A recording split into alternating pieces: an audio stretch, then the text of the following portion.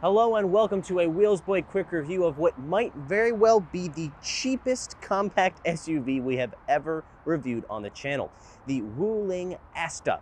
Today we're going to find out what $11,000 to $15,000 US can get you in the compact SUV market here in China. Let's get started.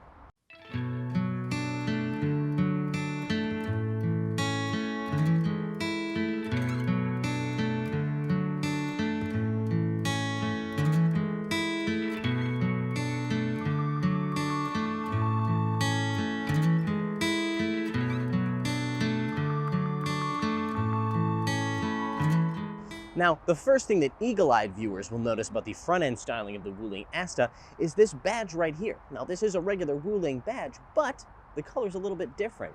If you watch our review of the Wuling Mini EV, as well as the Wuling Hongguang Plus and the Wuling Fighting, you will notice that those were red badges.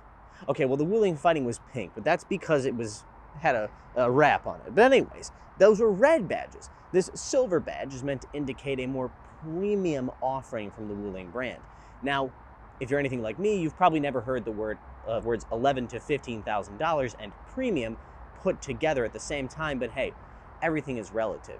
In terms of the overall styling, I would say conservative but handsome. Reminds me a little bit of a Skoda. I'd be curious to see what you guys think about that. But overall, certainly a more conservative approach than, say, the CS55 Plus from Chang'an that we recently reviewed. If we go around to the side profile of the car, you will see that there are no dramatic swooping roof lines, though we do get a nice blacked out roof to give a lower appearance. One interesting thing I want to point out is that this thing makes a good comparison between it and the Chang'an CS55 Plus that we also recently reviewed on the channel. That car had some red design elements here in front of the door and on the rocker panel, whereas this one has slightly more conservative chrome pieces.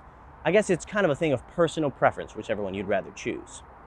Coming around to the rear end, we have another pretty conservative looking design with these taillights here, as well as, well, I will notice a complete lack of exhaust outlets. They don't even bother to put the fake ones that they put on the CS55 Plus.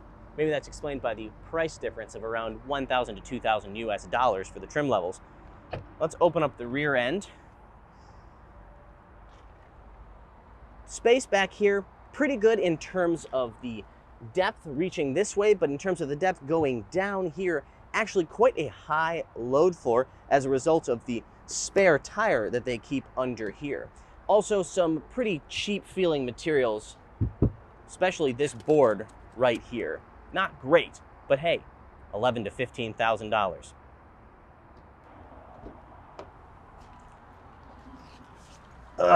The Wuling Asta managed to retain a little bit of a premium feel on the exterior, but the question for me is, can it do so on the interior as well?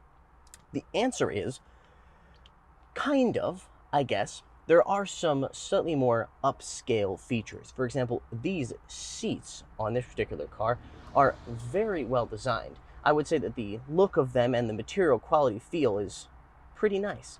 White, of course, never a good idea on car interiors, even though it looks really, really good.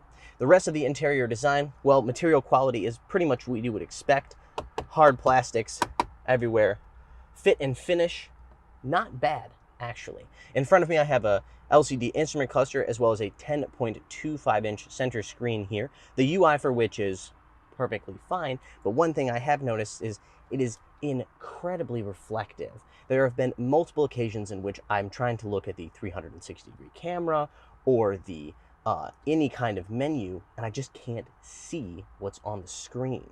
Here in the center console, we have some decent amount of space, 2 cup holders, removable divider, some space here, including wireless charging for your key. I don't believe there's a wireless charging pad for your phone itself, unfortunately.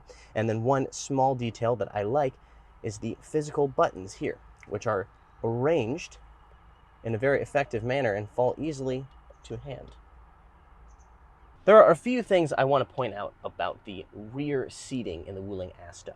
The first is, this is true for the front too as well, by the way, the length of the seat cushions is actually quite surprising. Very nice, makes for a much more comfortable seating position. One thing that compromises that, however, is the relatively high floor. I believe this was done so that the floor could be perfectly flat, making it easier to load things and probably more comfortable for the center seat passenger. But the result, in my opinion, is less comfort for the passengers to the left and the right. Here in the center, we have a single USB charging port. Again, pretty low price car. Guess you can't expect much more than that. But here, armrest, cup holders. Space-wise, well, I think I'm starting to see one of the biggest selling points for this car at this price point. There is an absolute ton of space here in headroom and in legroom as well. Seems like a pretty good value just for that. One thing that I did notice while I was filming this segment of the video is that these seats actually have adjustability forward and back. Did not expect that. With this in mind, wow, very, very comfortable actually.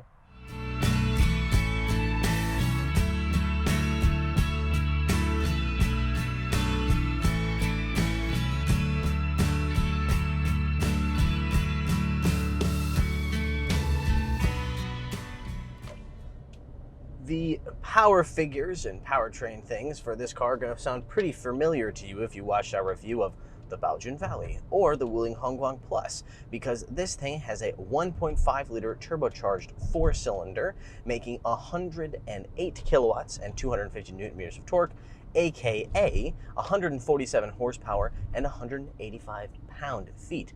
There is no official 0 to 100 kilometer per hour time, because why would there be? In terms of acceleration, very, very slow. I would say that this is one of the places where you actually see the money being saved to get to this price point. There is also a distinct lack of refinement and considerable amount of NVH, but again, not especially unacceptable for this price point. So what does it feel like when around corners? Well, torsion beam rear suspension, McPherson struts up front. This thing's definitely tuned for comfort, and I would say probably going over rough roads. The ride is quite comfortable, but going around corners is not particularly great, as you'd expect. Very soft, very wallowing. There is a little bit of a jump on the rear end when you go over large bumps, similar to the Wuling Hongguang Plus and the Baojun Valley that we drove. Overall, acceptable for this price point. Probably you're getting tired of hearing me say that, but that's just the case. Everything inside this car has to be taken with a grain of salt because it only costs a maximum of $15,000. Thank you so much for joining us for today's video. Of course, be sure to check us out on Facebook and Instagram, links in the description below. And as always, like, subscribe, and hit the bell. Thank you very much.